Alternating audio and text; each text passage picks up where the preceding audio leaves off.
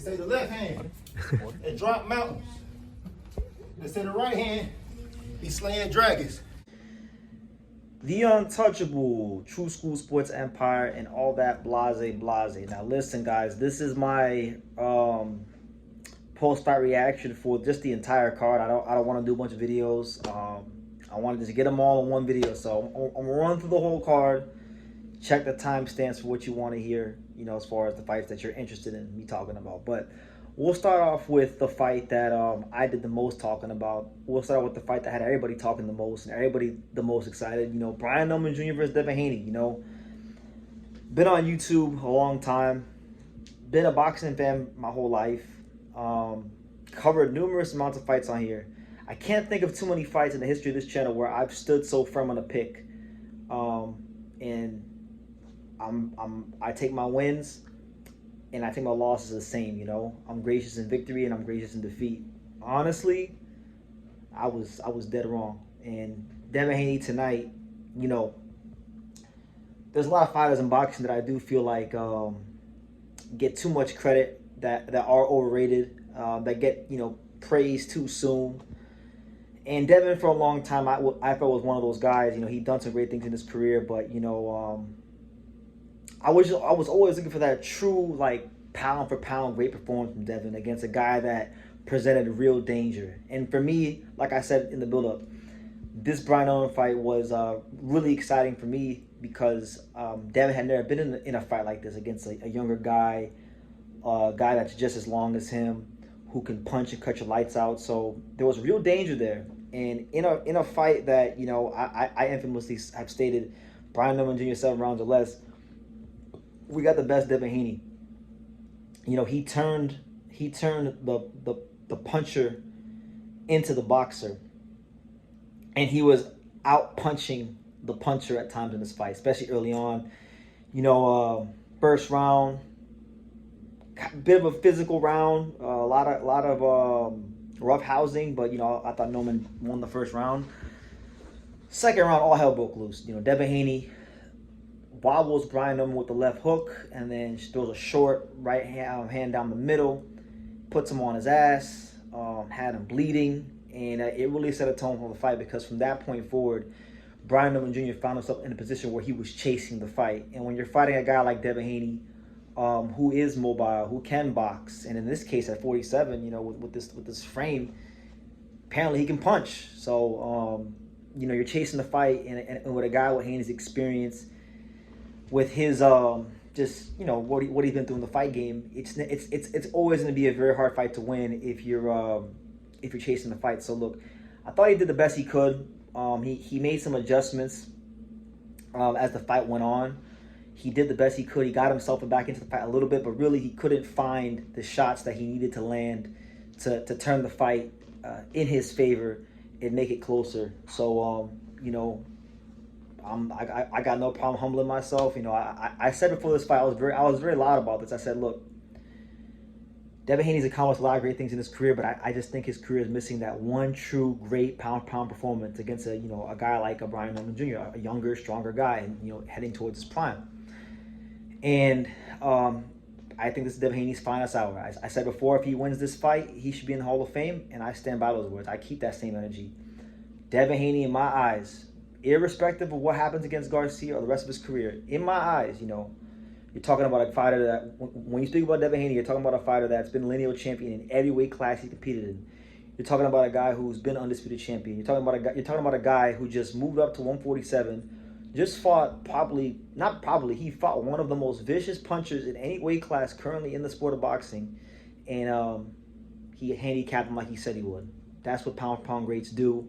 He deserves his due, and I'm happy for him and Bill. You know, they took a lot of criticism for people like me in the media and other people in box media, and they deserve this moment. I'm sure it hasn't been easy on them day to day in their own lives, so they deserve this moment, and I hope they have fun talking shit to everybody in the media, because when you win and you show out, you deserve to talk your shit. Now, as far as Brian Pillman Jr., bit disappointed in just like his inability to adjust. You know, I'll say not so much the adjustments. I was really disappointed in I thought he would be physically stronger to not allow Devin to clinch him so much, and that's probably the biggest surprise of this fight, because I did say in my breakdown a couple months ago, I said that, one thing that I thought Norman would have going in his favor that a lot of guys don't have when they fight Devin Haney is that I think his physical strength will allow him to neutralize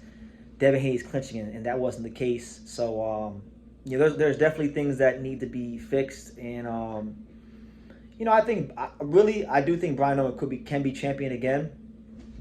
I do. I'm hoping Top Rank really stick with the young man from Atlanta, because speaking as someone that has to cover a lot of fights and a lot of fighters and talk about everybody, there's not many fighters that really make me that remind me of why I love boxing. But Norman has been such a breath of fresh air the last 18 months with these fights, and he's one of the reasons why I still love the fight game right now. So I hope that they stick with him and allow him to still be in some really good fights. There's still great fights out there to be made.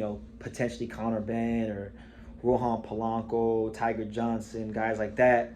A lot of things got to be corrected between Brian Norman Sr. and Norman. And now, like I told Senior on Instagram, the real greatness starts now.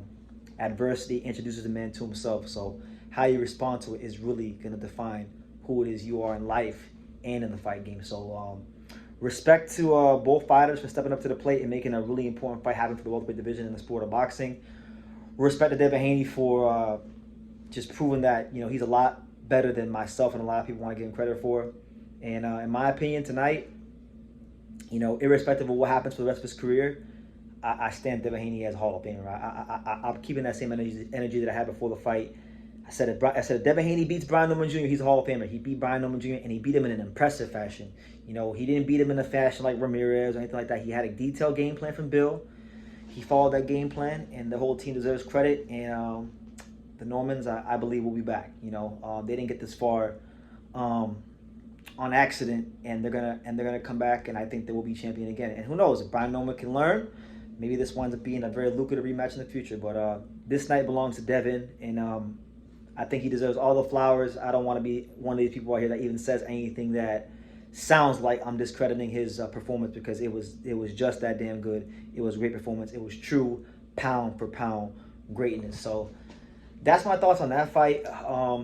Switching gears, Sam Noakes, Abdullah Mason, what a fight. Abdullah Mason and Sam Noakes, guys, is one of the rare fights in boxing where I look at both guys as champions. And I'm not saying it to be cliche, but both guys really went in there and fought and conducted themselves as champions. It was a very even fight. Two contrasting styles. It meshed very, very well. Abdullah Mason comes out with a close decision victory over Sam Noakes. I thought the scorecards were about accurate, 115, 113. But it was just one of those fights. Mason, clearly the better fighter at mid-range, the better sharpshooter, the better counter-puncher. Had Noakes hurt a couple of times in this fight. But one thing about Noakes, for what he didn't have in talent or ability, he made up for with just fighting within himself, fighting to his strengths, boxing behind the jab, closing the gap, using that physical strength on Mason. As the fight went along, Noakes began to dig the straight right hand to the body a lot, so Abdullah's body was feeling it. Noakes, to me, he looked every bit as good as Mason in this fight. I thought, like I said, he fought within himself, he fought to his strengths, and he was giving Abdullah some smoke, some serious work in there.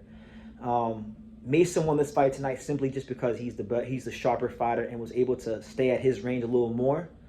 And Noakes Noakes had to pay a price.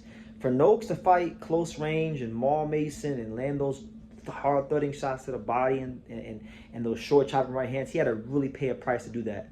And I think that was the difference in the fight. Just Mason being able to sharpshoot a little more than Noakes was mauling him. But again, it was such a great fight, guys. Truthfully, it's one of the best world title fights I've ever seen. And I've seen a lot of world title fights. I've been watching boxing for my whole life, but it was just one of them fights where I was like, wow. You get reminded, damn, this is boxing. These is two young guys at the elite level who never really fought anybody as good as each other, and they're showing you guys that, hey, they belong on this level, and they just both had answers the whole night. So it was like one of those fights. If it was a fight from the 15-round era, maybe we would have gotten even more definitive outcome, but it was just a really great fight. So Sam Noakes tonight, even though he has a loss, I feel like the UK should be proud of him. I feel like boxing fans, no matter where you're from, should be, giving that man his just due, because he came in here and he gave Abdullah Mason, one of the most skillful young fighters in the sport of boxing today, all he could handle. And truth be told, I want to see a rematch. I feel like this is the fight that will be a great rematch. I want Turkey Al Sheik and the fine folks from Riyadh season to back up the Brinks trunks and pay the guy from Kent and pay the young man from Cleveland more money for a rematch, because I really enjoyed this fight. As far as Mason and what could be next going for him, if we're talking about him in the context of fight against fighters like Keyshawn Davis, Shakur Stevenson, guys like that, I mean, I think, of course, he's a brilliant young talent. I've always spoken highly of Abdullah Mason. I've said many times that I think he's going to be a 3-division champion, 135, 140, 147, before his career's all said and done. I class him very highly. What I will say about Mason, what I learned tonight, is that he's very mean. He's very well polished for his age. He's now the youngest world champion in boxing, so no small accomplishment. But I still feel like there's some development that needs to be had with his fight IQ, because I feel like a more seasoned, more experienced Mason probably doesn't make this fight as hard as it was tonight.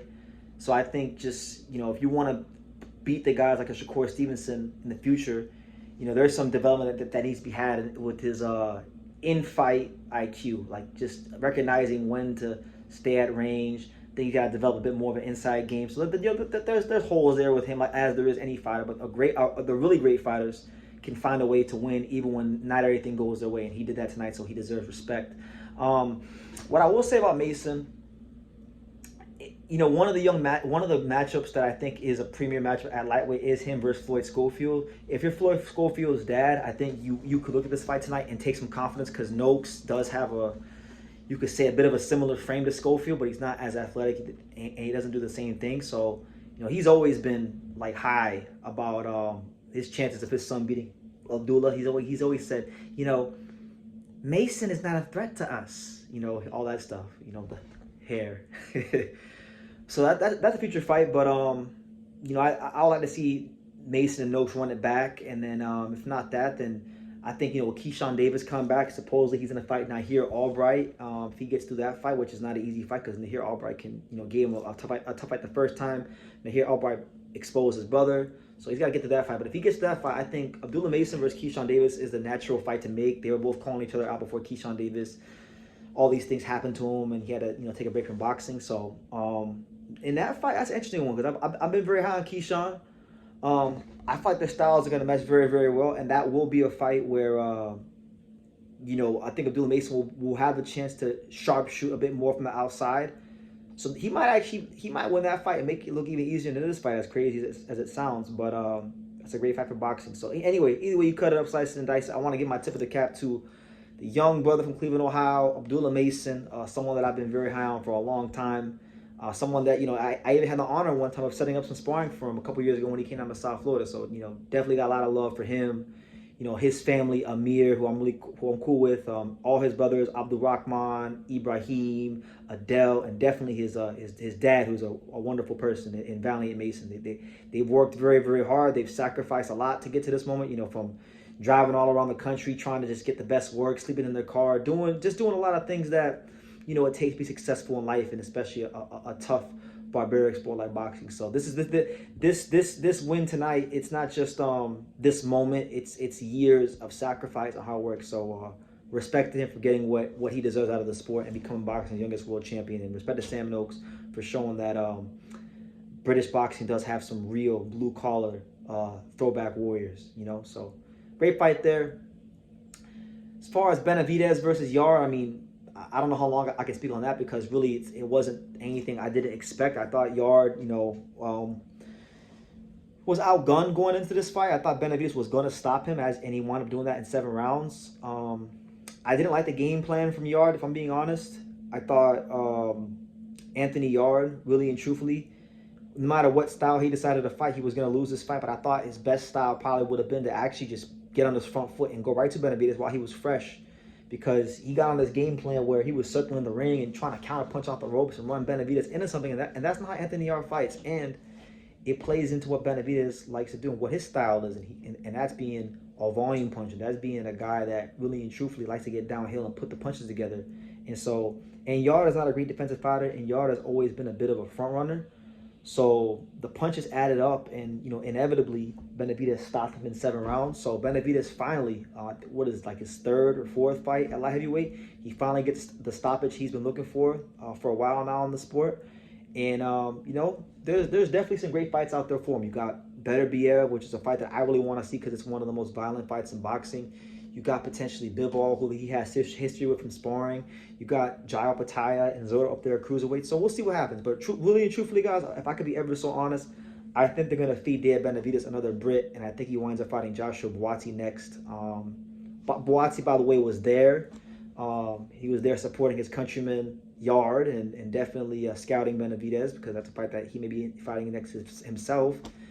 And, I like Buatsi. I had the honor of seeing him in the Bay Area when I was out there for like a month and a half with Yugo Osaki, but he fights anything close like he did to Zach Parker, and he's going to end up just like Yarde. So I'll just leave it at that. I don't got to do no more analysis than that.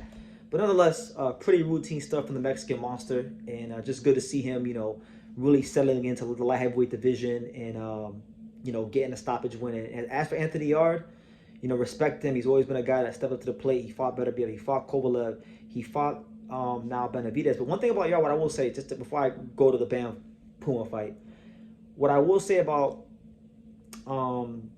just like Yarde, I think his career is a good example of management mattering because his career has been a career of, I call it cans or killers, right? The guys he fights are either these overmatched fighters from Bulgaria and places like that don't have no chance to beat him, or they're the most dangerous fighters in boxing. There's not a lot of good veteran type fighters, fringe contenders, gatekeeper type guys to give him rounds. There's not a lot of those guys on his resume, and I feel like, as good as his career has been from like a money-making standpoint and a big fight standpoint, I feel like Yarde actually could have been his career maybe could have gone a bit of a better way if he was matched a bit better. But, hey, it's the fight game. I think it's a good problem to have for a fighter, and I can respect the man who is willing to jump in the fire and fight the biggest, baddest, and best killers out there. So look, Yarde can never win a big fight the rest of his career. It doesn't matter. He's always been one of those guys that steps up to the plate and answers the call of duty when the killers come calling. So I respect the hell out of him for that. But he was just outgunned in this fight as he was against also Artur Beterbiev. So yeah, that's my thoughts on that fight. And then my last. The final fight is, we'll talk about Bam and Puma. Jesse Bam Rodriguez, Fernando Pima Martinez. This is a fight that a lot of people were very excited about. Me, not so much. This is a fight that a year ago when I first thought about it, I was very excited about it. But then as I saw Puma fight more against the guys like Ioka, I just didn't think he really had a lot for Bam. He's gunslinging fighter, holds his feet a lot.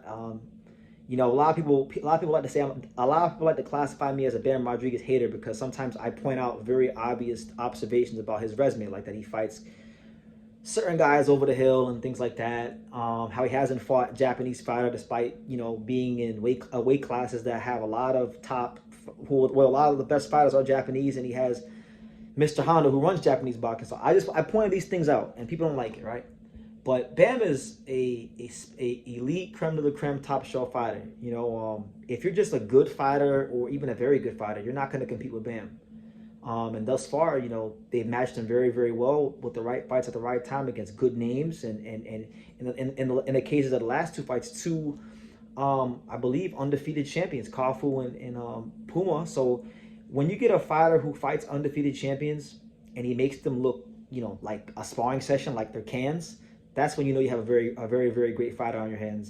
So with that win, Bam. By the way, before I even get into that, there was a knockdown that I thought should have been called in the first round because Bam's glove touched the canvas and they didn't call it. But it wouldn't have mattered. Puma wound up not being a non-factor anyway. But so he beats Puma easily. Puma, in my opinion, I think he's a guy that if you look at his career, he's been a bit of an overachiever. He wasn't supposed to get this far. He beat guys and Jordan Cajas and Kazuto Ioka, who really and truthfully are blown up fighters from other weight classes, guys that are naturally smaller from other weight classes, and he's been able to capitalize on those guys. But Bam is not those guys. Those guys are good fighters, but Bam is he's trending towards becoming an S tier, like creme de la creme fighter. He's got that kind of skill set. So now this sets up a very intriguing scenario where Bam could go undisputed because, we have Kenshiro Taraji, one of my favorite fighters in the world. I got the Kenshiro banner over there. Look, I'm the president of the Kenshiro Taraji American fan club. I love Kenshiro. But Kenshiro has to beat Abdullah Garcia, a fighter that's been beat before, a fighter that's limited, a fighter who started boxing pretty late. But at the same time, it's not a gimme because Kenshiro Taraji, he's 33 now, I believe. He just had that war with Seigo Uriakoi at the beginning of this year. Then he had another tough fight with Ricardo Sandoval. So I think Kenshiro's lost a step. I don't think he's washed up, but I think he's lost a step. And, this Mexican is probably going to be a tough fight. So he's probably going to lose another quarter or half a step. And at that point, I think Bam will fight him. So I think we could get Kenshiro Taraji versus Bam. And truth be told, even though Kenshiro Taraji isn't currently like he's not the version of himself that he was in 2022 when he gave Hiroki Kiyoguchi a boxing lesson, but I really feel like Kenshiro Taraji, I'm not saying he's gonna win because I just think he's taking too much punishment, and I think Bam is at this stage, too fresh and too young and too good for Kenshiro. But what I will say is, when you break the fight down stylistically, Kenshiro's feet, he's better on his feet, lighter on his feet than a guy like Kafu or Puma. He probably has the best. He does have the best straight right hand of any fighter Bam has fought. It's a southpaw and orthodox matchup. I also think Kenshiro mentally can go to places in firefights that most fighters in boxing can't go to. And so for that reason, I think Bam will beat Kenshiro, but I think Kenshiro is going to give Bam the toughest fight of his career. And if Bam is not careful, Bam already got his jaw broken by Christian Gonzalez. Kenshiro can break it again because that's how good his straight right hand is, and he has also got one of the better jabs in boxing as well. So I really do feel like, okay, we're not gonna get Bam versus Junto because Junto's gonna fight Inoue, and we're definitely not gonna get Inoue versus Bam either, right? So I think Kenshiro is probably one of the only fighters in the Mr. Honda sphere, Japanese fighter, that they would make the fight, and it gives Bam a chance to, potentially become undisputed for the first time, because Bam said before this Puma fight that when he beats Puma, he wants to be mentioned with the Crawfords and the Usyks and the Inoues as the best fighter in boxing. But you can't be on that level until you've been undisputed. Like all those guys that you say you want to be mentioned with have been undisputed in almost all those cases multiple times, 2-3 times. So it gives him a chance to go undisputed against not a good fighter, not a very good fighter, but in my opinion, a great fighter, a guy that I think definitely deserves to be in the Hall of Fame with or without a Bam fight or Bam win. And that's Kenshiro Taraji, a guy who won his first world title in 2017, a guy who's had, I believe, 13 career world title defenses, a guy that was lineal light flyweight champion, his knockout ratios in the 60 percentile, just a guy that's shown, that he's a fantastic fighter all throughout the duration of his career. To go undisputed against a guy like him would be just a great thing for Bam's career. So if he can take care of business and beat Abdullah Garcia, I think it'd be great. But yeah, as far as Bam versus Puma, it kind of went how I thought it would go. I thought Puma would be a little dangerous early on, and I thought Bam's boxing skills and just overall skill set would be too much for him. And what I was impressed with was that he literally turned it into a sparring session. Like, it wasn't even a competitive fight. There was no moment really where I thought Bam was in any real danger. It was literally a glorified sparring session. Probably the most boring fight on the card. And I'm not even saying that to discredit Bam or demean Puma. I'm giving a compliment, because at that level where all these guys are really good, it's one thing to beat them. It's even another thing to outclass them. But to neutralize an undefeated world champion to the point where it looks like a sparring session, where you feel comfortable enough as a fan that the outcome is sure you can go take a piss while the fight's going on, that's greatness right there. So all in all, look, man. But yeah, all in all, a great night for boxing. Shout out to all the Devin Haney fans. Listen, I'm a good sport, so let me have it. I definitely talked a lot of shit. So if you're gonna talk that shit, if you get it wrong, you can't get mad at people saying I told you so, because God knows, like when I get the fights right, I let people know. So and I have fun with it. So have fun in the comments. You got to give these fighters their credit when you're wrong, because we all have our favorite fighters. Like I know, like if Kenshiro beat Bam, or Angelo Leo beats, you know, Espinoza or Inoue, I would want people to give my favorite fighters or guys that I think highly of their just due. So with Devin Haney, I give him his just due. You went in there tonight, you neutralized one of the most dangerous punches in boxing, and you made it look pretty easy, you know, and that's what pound for pound greats do. So tonight, you know, irrespective of what happens the rest of his career, I want to make it clear again, because I keep that same energy. At 27 years old, Devin Haney tonight cemented himself in my eyes as a real deal, like true boxing Hall of Famer. So respect to him, respect to Bill Haney, my guy Ring Walk Danny, who's part of the team, Mickey Bay, just the whole Haney team. You know, I always say a fighter is only as good as his team. So it's Devin Haney's victory for sure. He went in there, he executed the game plan, but all those people behind the scenes with Devin in camp every day, they played the role as well, and this is their victory too. And as for the Normans, you know, I'm still a Brian Norman Jr. fan. I still want Brian Norman Jr. to be a factor in this sport because he's been just a breath of fresh air for the sport of boxing. And I have no doubt in my mind that as long as they correct things that need to be corrected, that we'll be talking about Brian Norman Jr. in a year or less time as a two-time welterweight champion. So we'll see how it goes, but leave your comments down below. Make sure you guys take the time to subscribe. Like I say in every single one of these videos, you can love me or you can hate me, but I'm just a kid from Daniel. So until next time. Thank you for watching True School Sports. Thank you for watching another video on the untouchable True School Sports empire, the home of boxing. We're on the road to 100,000 subscribers, guys. So help us keep being great. Help us keep pushing out that real boxing content for the fine folks all around the world. And make sure you jab, you hook, you Mike Tyson, you Mayweather that subscribe button. Pops, show them how do they gotta hit the subscribe button. Pop, pop, pop.